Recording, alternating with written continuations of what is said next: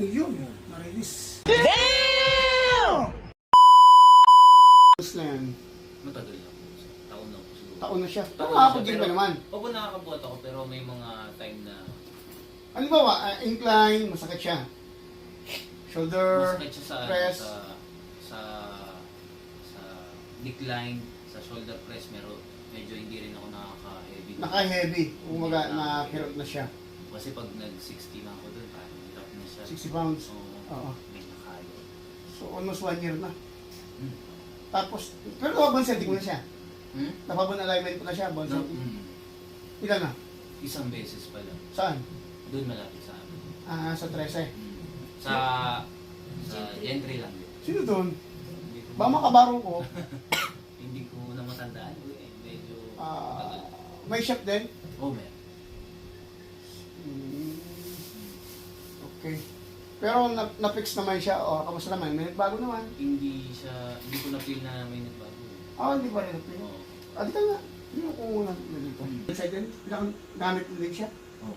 Pero mas Kumbaga- malakas yung kaliwa. Sa buhat, ito mas feel ko mas okay na. Oo. Nakaka-proper siya ng buhat. Kasi tama na to eh. Oo. Hindi Kaya ako na- nakakapag-lateral raise ng maayos dito. Sumasakit siya. Sumasakit talaga. Lalo na sa lateral. Sobrang Talaga? May na-release? Ayan, meron tumunog. Di ba? Shit. Pansin mo, sa upper mas marami. Hindi ba? A few moments later. Oh. Pero ang tanong, ganyan ba yung therapy sa'yo sa kabila?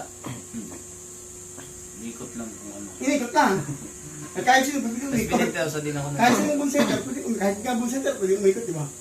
Anong pinalaman yun? O sir, mga sabi mo? Okay naman sir. Hindi naman. Ayos ba? Sana sana maka-recover agad. Magkaroon ba? Tatayo ka. Okay, tingnan.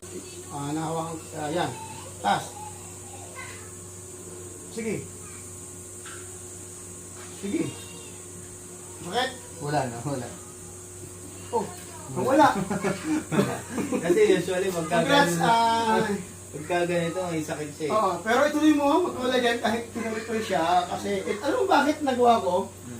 Yung pagka sa loob, pinagaan ko lang. Paghigop doon. Oh my